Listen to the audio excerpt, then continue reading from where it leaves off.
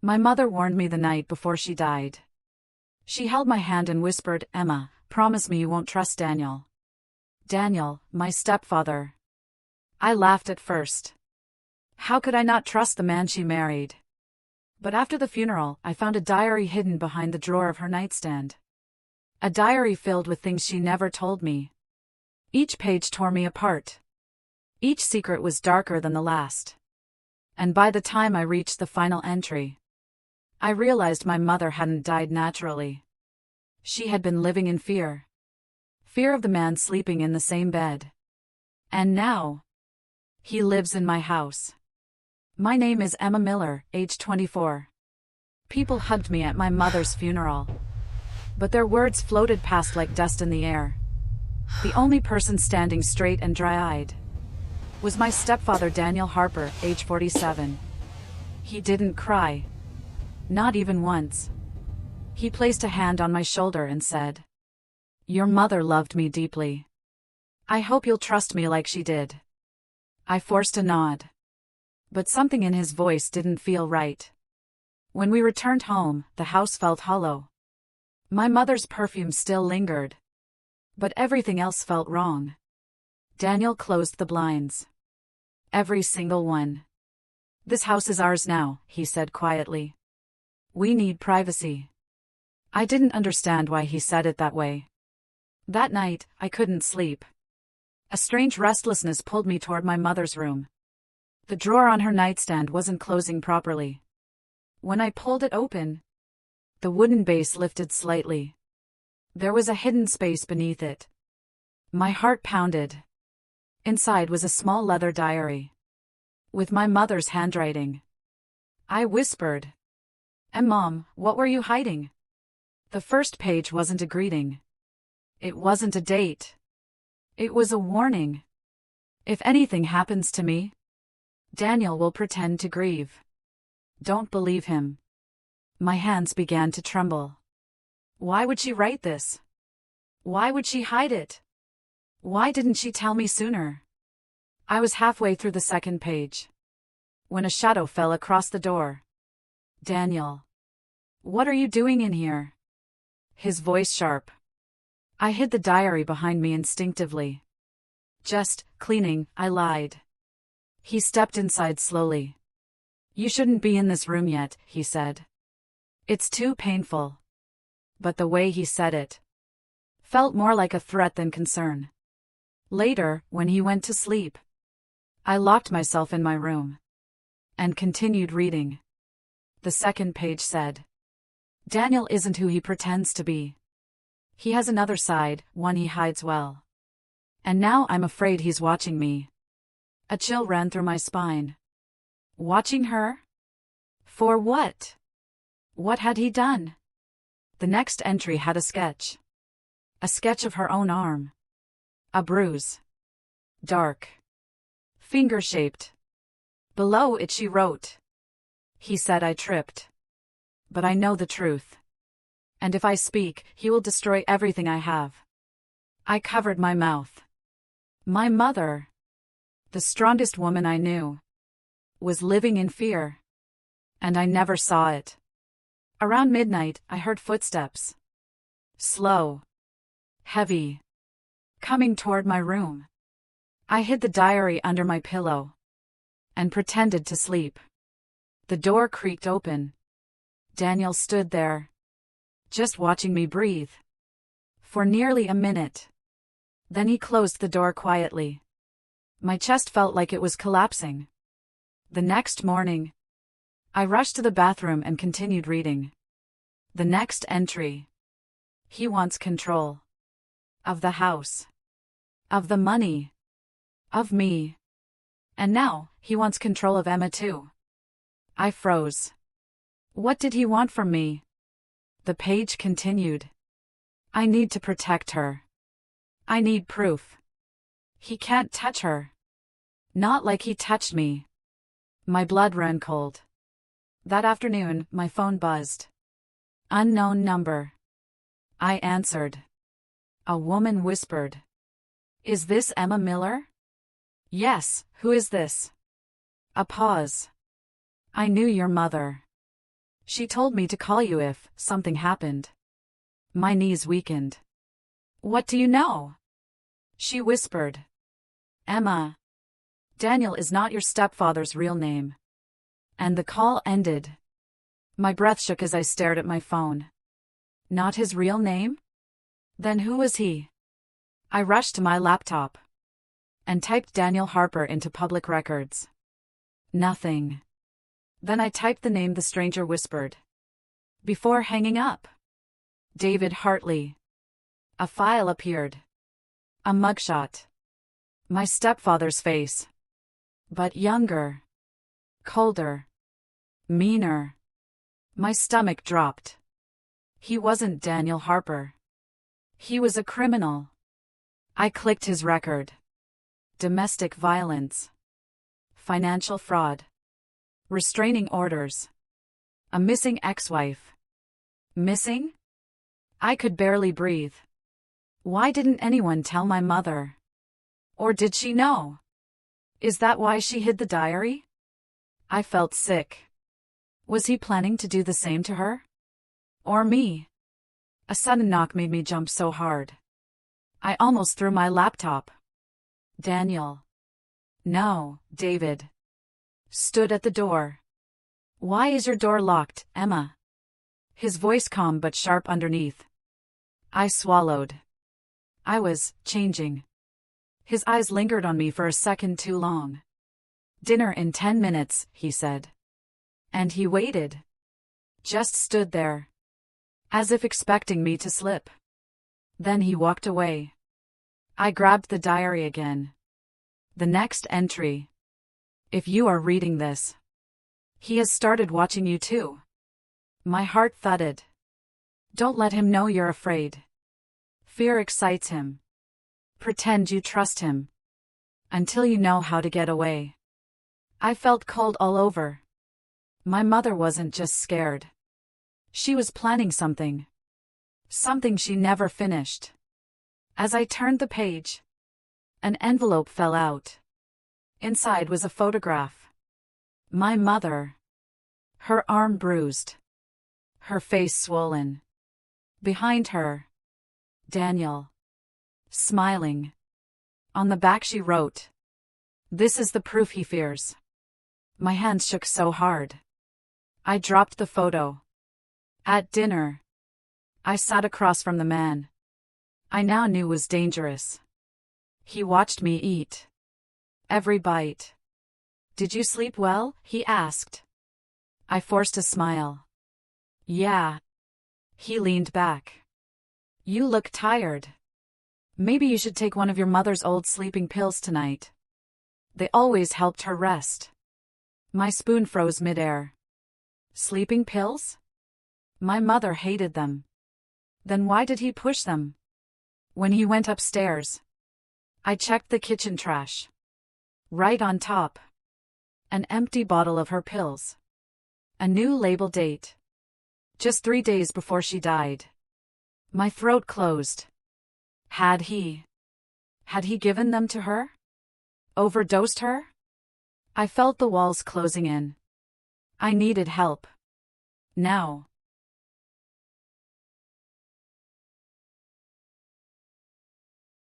My phone buzzed again. Same number. I picked up immediately. "Please," I whispered, "tell me who you are." The woman spoke fast. "I was your mother's therapist. She came to me afraid for her life. She told me if she died, you needed to run." My grip tightened. "She died in her sleep," I said. A silent pause. "No," the woman whispered. "She told me he had been crushing pills into her tea." I dropped the phone. Tears blurred my vision. He had killed my mother. When I picked up my phone, I heard something downstairs. A heavy thud. Then another. I walked out silently. David, was carrying boxes. Into the basement. He never used the basement. Ever. My mother wrote something about the basement. In the diary. I flipped pages fast. And found it. If anything happens to me, the basement holds the truth. I crouched on the stairs and listened. David was talking to himself. No one will ever find out. Not her. Not the girl. The girl. Me. I felt my hands go numb. He was planning something. Maybe tonight. I needed to get out. But the last entry before the basement warning said, "Emma, don't run blindly. He will follow. You need proof first." I closed the diary. I needed to see what was in that basement. Late at night, I tiptoed down the stairs. The basement door had a new lock. A padlock. Thick. Steel. Freshly installed. Why lock the basement? After my mother died? I placed my ear against the door. Silence. But when I touched the handle, I noticed something strange. A smear. Dark. Brownish red. Blood? I remembered something. My mother kept a spare key for the old basement lock. Inside her favorite book. I ran to her room and grabbed the book. Inside, a small key taped to the last page. But the padlock wasn't the old one. This key wouldn't fit. I cursed under my breath. Then I remembered. The garage. She kept tools there. Maybe bolt cutters. I sneaked into the garage. Opened the drawer. There. A pair of heavy bolt cutters. Just as I grabbed them, I heard footsteps outside. Daniel's voice. "Emma? You're awake?" I froze. He walked toward the garage door. I ducked behind boxes, holding the cutters tight. The door creaked open. His silhouette appeared. I held my breath until my lungs burned. After a few seconds, he walked away, barely escaping. At 3:14 a.m., when his lights finally went off, I crept back to the basement door, placed the bolt cutters around the lock. My hands shook violently. One push. The lock cracked open. The door groaned. A cold draft hit my face. The basement was darker than night. And it smelled wrong. Like damp fabric. And metal. And something rotten. I turned on my phone flashlight. What I saw made my knees buckle. In the center of the basement was a chair. Not an ordinary one. A restraint chair. Belts attached. Straps. Stains. Behind it, a shelf full of bottles. Sleeping pills. Strong ones. The same brand my mother was given. The room spun. Had he tied her here? Drugged her here? Killed her here? My phone buzzed again. The therapist's message. "Emma, he knows you found the diary. Leave the house." The message, "Leave the house now," was still glowing on my screen. When I heard it. Footsteps. Slow. Heavy. Right above me. Then the floorboards creaked. As someone walked toward the basement door. Daniel. No. David. He was coming downstairs. I slammed off my flashlight and ducked behind a shelf. My heart thudded so loudly. I thought he could hear it. The basement door opened. Daniel's silhouette stood at the top of the stairs. He didn't come down. Instead, he said softly. Into the darkness. "Emma. Your mother used to come down here too. She didn't understand boundaries either." I clenched my teeth. Boundaries? Was that what he called torture? He stepped down one stair. The wood groaned under his weight. Another stair. Then another. I held my breath. Just when he reached the bottom step, my phone buzzed. Loud. Too loud. His head snapped toward the sound. but the buzzing echoed off the concrete walls, making it hard to pinpoint where it came from. I instantly tossed my phone across the room. It landed under the restraint chair and buzzed again. He walked toward it, away from me. I slipped toward the stairs quietly, step by step. I reached the top stair and grabbed the railing. But the door was halfway closed, and if it shut completely, the latch would lock automatically from the outside. I pushed gently. It stopped. Something blocked it from behind. Panic rose inside me. I leaned harder. The door budged. And then a loud crack echoed behind me. He had found the chair and my phone. I shoved the door open with everything in me and sprinted through the hallway. Daniel stormed up the basement stairs and slammed the door behind him. He roared, "Emma, stop!" That wasn't a stepfather's voice. That was a monster. I ran to my room and locked the door. He pounded on it instantly. "What did you see? What did you take?" I backed away, shaking. His voice turned low and venomous. "Your mother didn't listen either." My blood froze. I grabbed my backpack and stuffed the diary inside. Then I opened my window. Second floor. Not too high. I climbed out carefully, my fingers trembling. Inside, Daniel yelled, "I can break this door any minute." I took a deep breath and jumped. My ankle jolted, but didn't break. I limped into the night. I ran without direction until my body gave up. The town was small and empty at night, streetlights flickering like dying candles. I hid behind a dumpster, behind an old gas station. My phone was still in the basement, so I had no GPS, no contacts, nothing. Just the diary. And fear. So much fear. I opened the diary again. I needed answers. The last few entries were shaky, as if my mother wrote them. While terrified, he said if I leave him, he'll take everything. He doesn't love Emma. He wants what she will inherit. I frowned. Inherit? My mother wasn't wealthy. Why would I inherit anything big? Then the final line. Before the last page. Emma's biological father left something. More than she knows. And Daniel found out. My stomach twisted.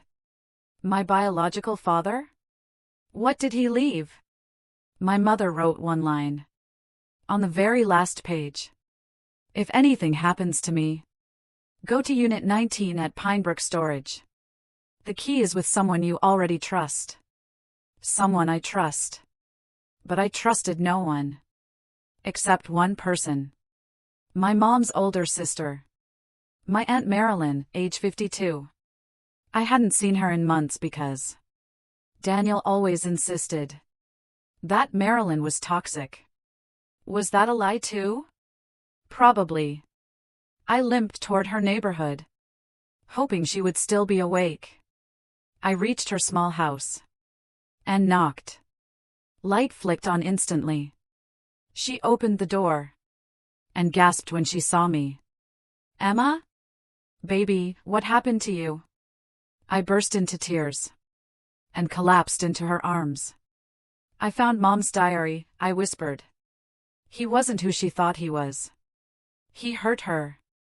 And now he's after me." Her face turned pale. "Come inside," she said quickly. "Lock the door." Aunt Marilyn sat me down and made me tea. Then she said something that made my heart pound. "I knew your mother was scared, but I didn't know it was this bad." I showed her the diary. She read a few lines and covered her mouth. Emma, your biological father left you land. Stock accounts. A lot of money. Your mother hid it. So Daniel wouldn't touch it. I stared, stunned. What? She nodded. That's why he married her. Why he isolated her. Why he killed her. I felt nauseous. Daniel didn't just want control. He wanted my inheritance. Aunt Marilyn wiped her tears. And stood up. There's something I've kept safe. For years, she whispered. She went to her bedroom. And returned with a small metal key. On a faded ribbon. The storage unit key, she said. Your mother gave it to me. Right after she married him. She said. If anything happens, give this to Emma. I held the key tight. My mother trusted me. She trusted Aunt Marilyn. Not him. Suddenly, headlights flashed. Through the living room window. A car parked. Right across the street. A black sedan. My heart sank. Daniel's car. Aunt Marilyn looked out the blinds. And whispered. He followed you. My blood ran cold. The doorbell rang. Hard. Aggressive. Then his voice. Open the door, Marilyn. I know she's in there. Aunt Marilyn whispered. Don't move. Don't make a sound. He pounded harder. Emma! Open this door now. Tears filled my eyes. He was closer than ever. Aunt Marilyn pulled me into the hallway. We can't let him in, she whispered. But we can't stay here either. He won't leave. She grabbed her car keys. There's a back door. We'll take my car. And drive straight to the storage unit. Whatever your mother hid. It's the only thing that can save you now. We both froze. As the pounding on the front door grew louder. And then stopped. Which was somehow even more terrifying. For a moment, the house went dead quiet. No pounding. No footsteps. Just silence. And that silence was worse than noise. Aunt Marilyn pressed her finger to her lips. And nodded toward the back door. Move quietly, she whispered. We tiptoed through the kitchen. Every floorboard sounding louder than normal. I turned back once. Through the sliver. Between curtain and window frame. I saw him. Daniel. Standing perfectly still. Facing the house. Watching.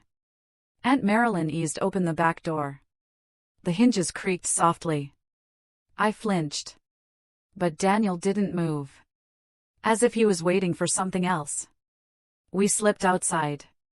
And crouched behind her rose bushes. Her car was parked just 10 feet away. Run on 3, she whispered. 1, 2, 3. We dashed.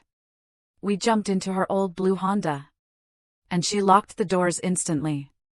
Marilyn started the engine. And at the same second, Daniel's car headlights turned on.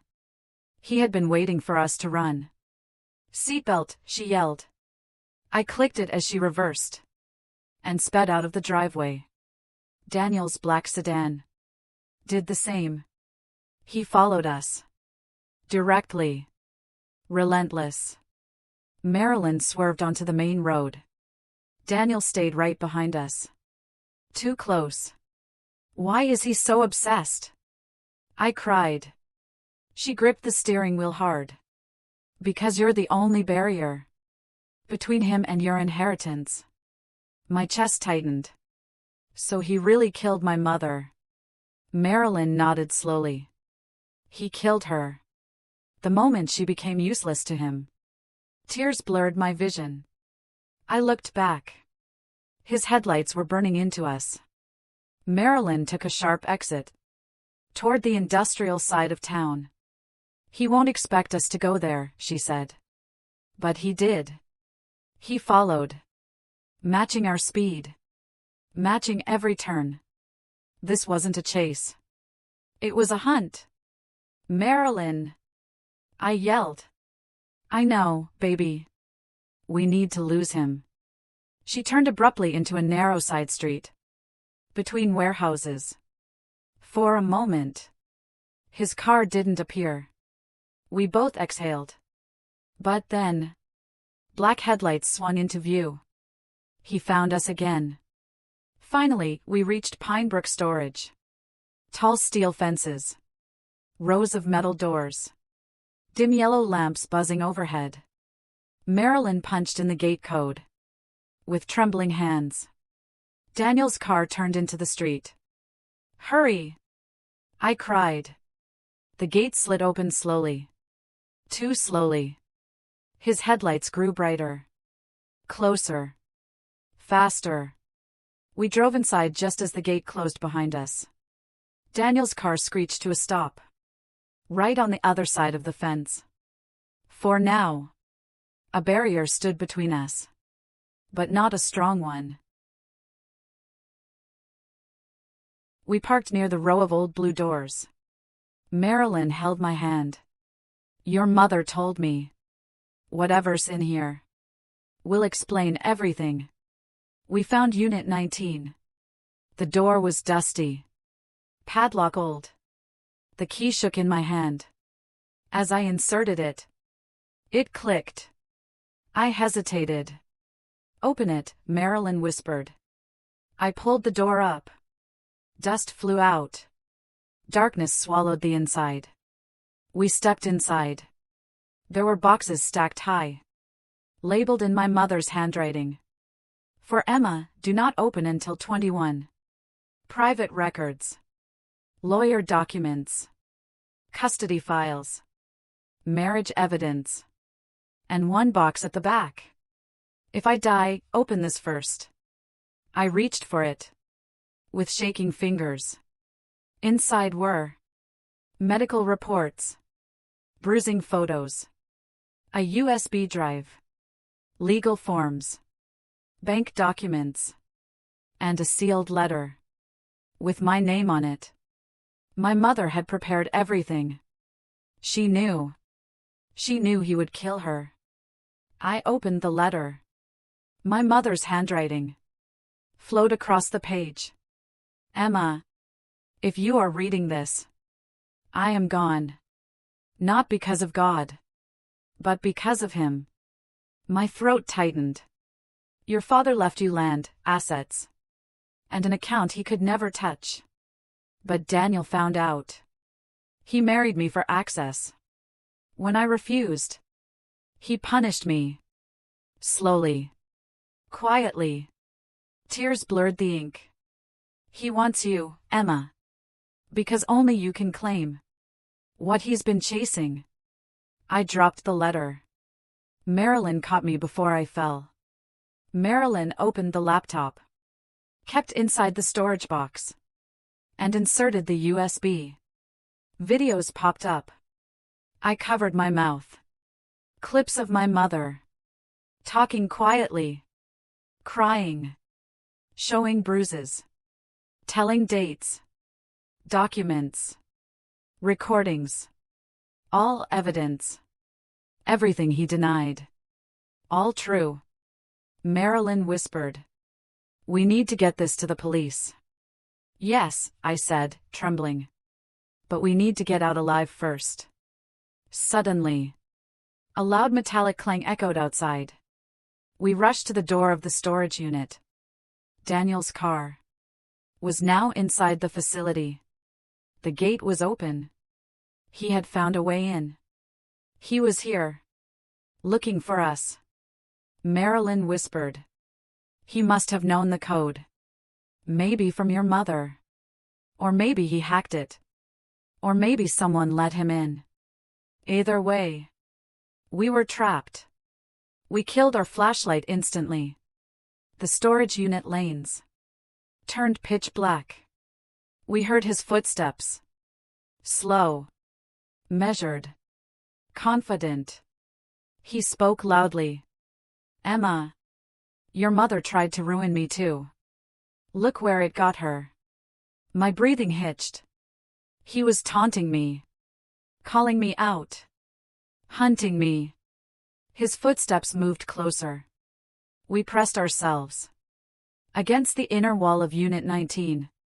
Barely breathing. He stopped right outside. I could see his shadow under the door. He whispered, "You're just like her. Always snooping. Always in the way." The metal wall vibrated as he dragged his hand along it. My heart hammered. Then he grabbed the bottom of our unit door and jerked it upward. The metal screeched. Marilyn grabbed my arm. "Run when I say run." He yanked again. The door lifted an inch. Then two.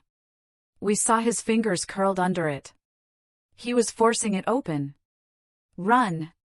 We bolted out the back roll-up exit that connected to the alleyway behind Unit 19. We sprinted between the back rows of units. Cold metal walls echoing our footsteps. Daniel roared behind us. "You can't hide!"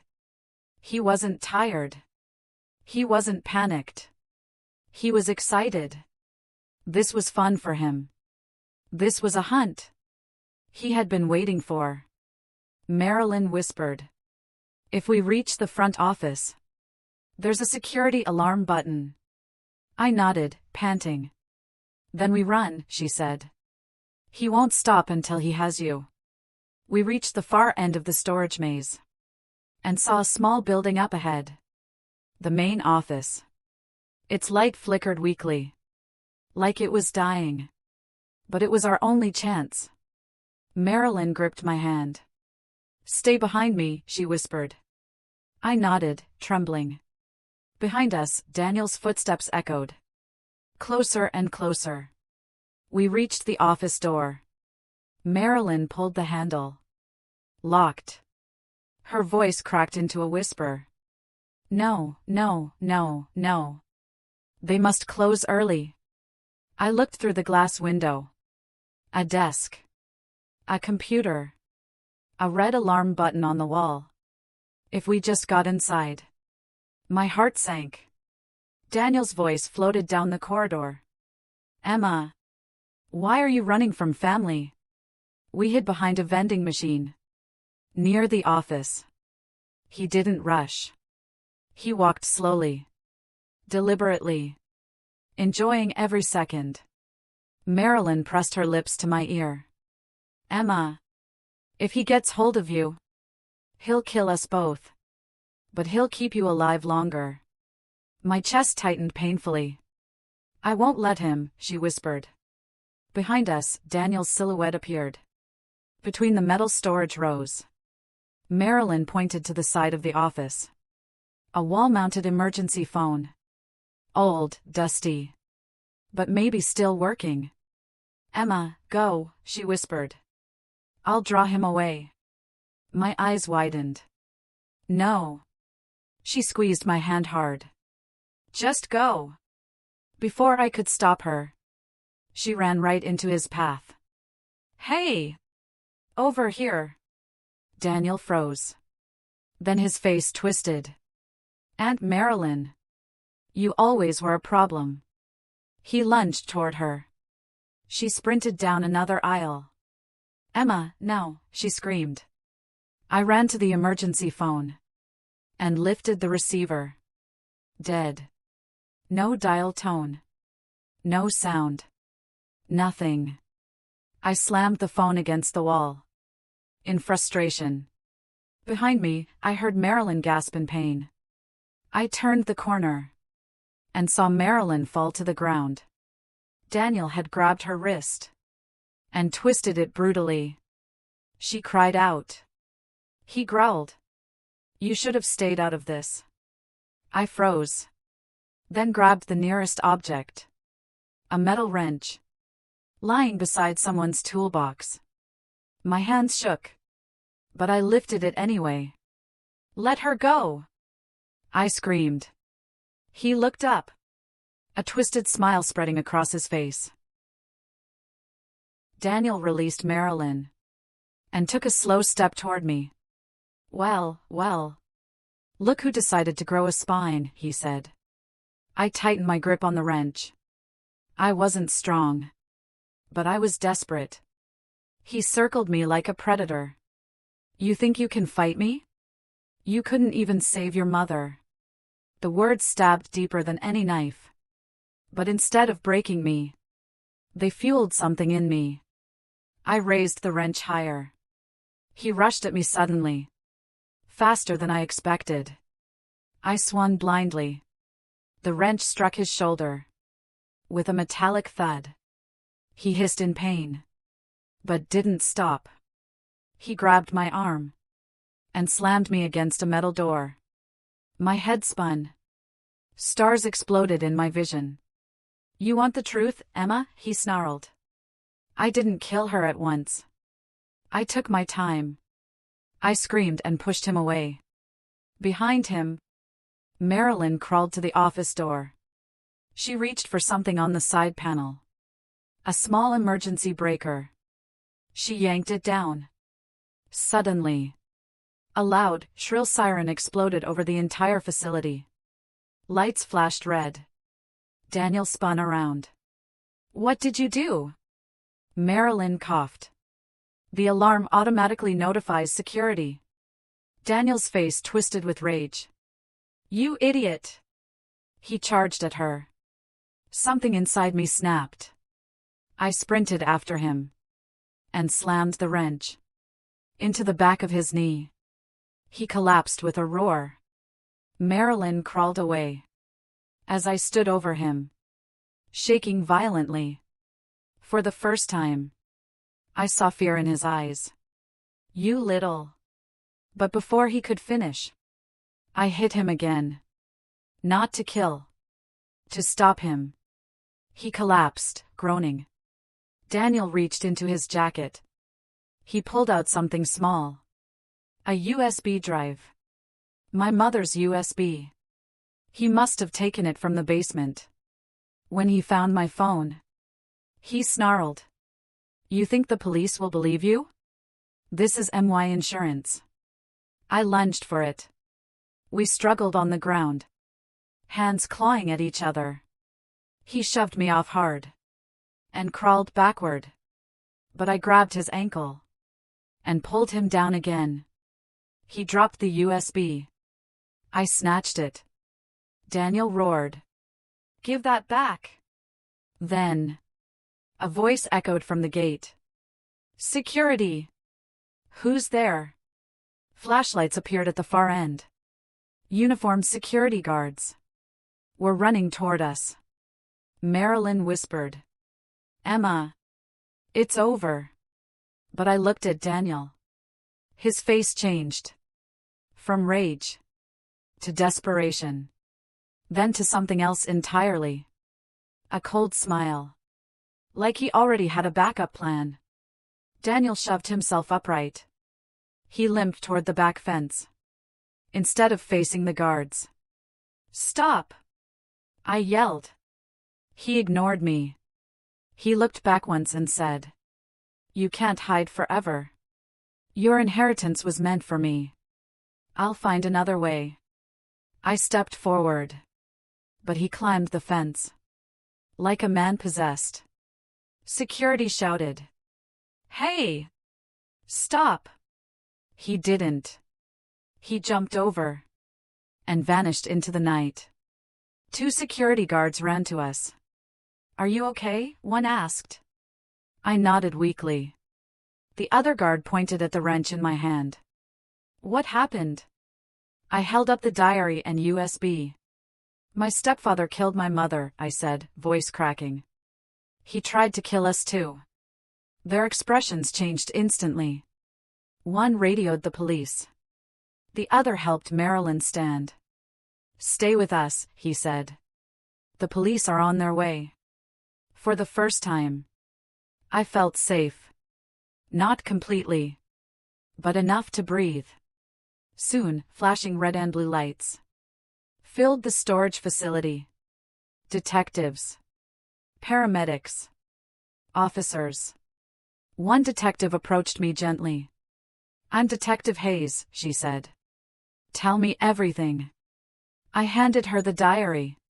The USB. The photos. The letter.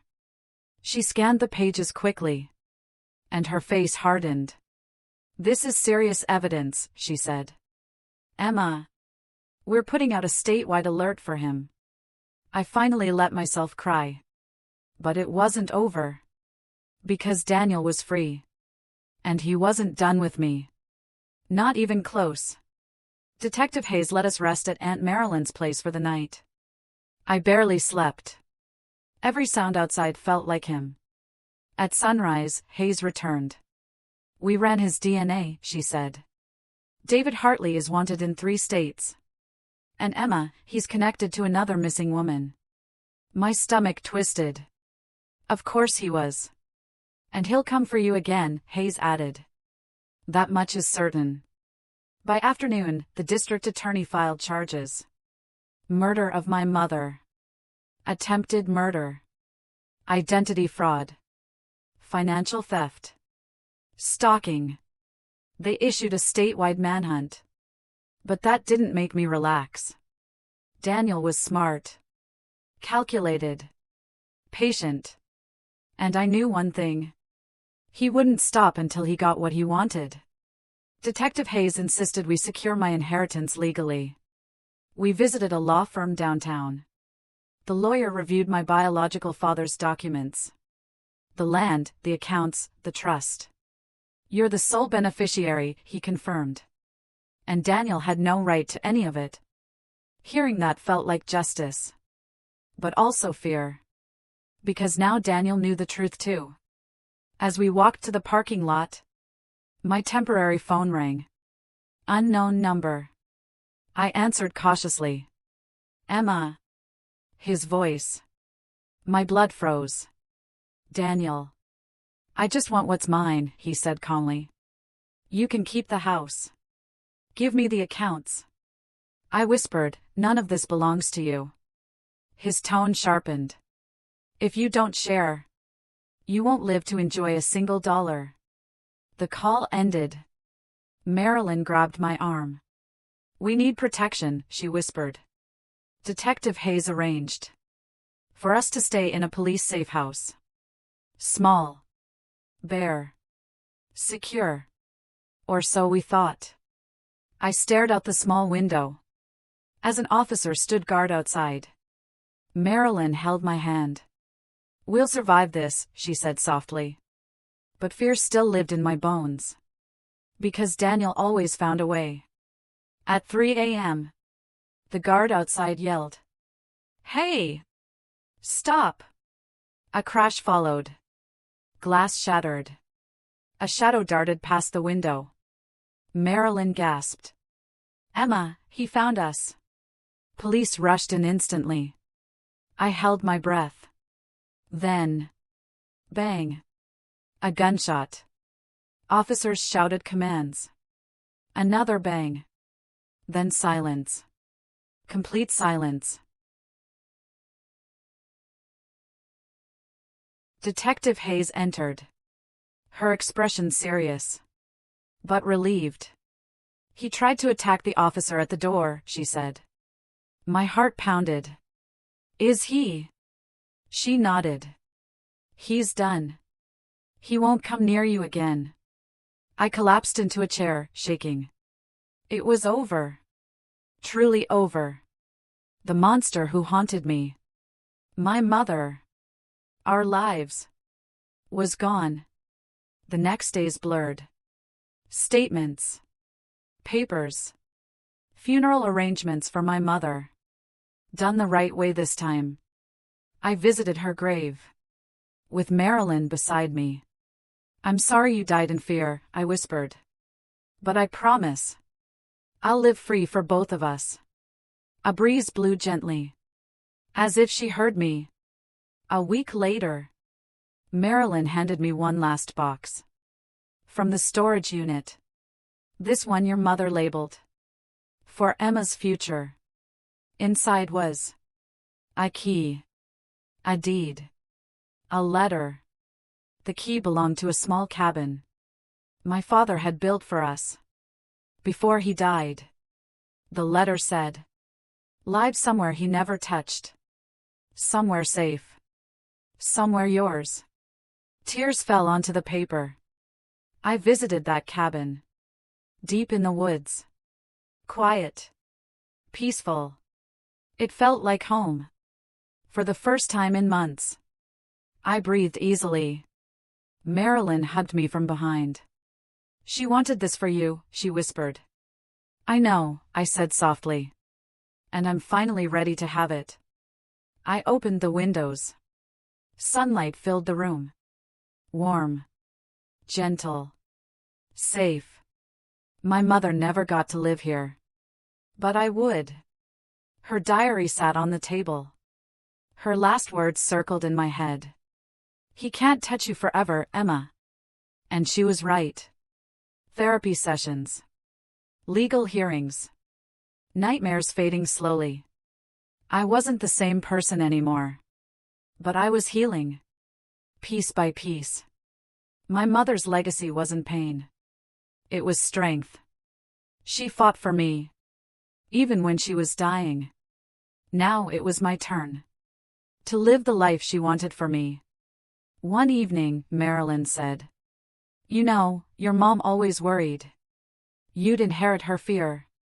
I looked at her. But you inherited her courage instead.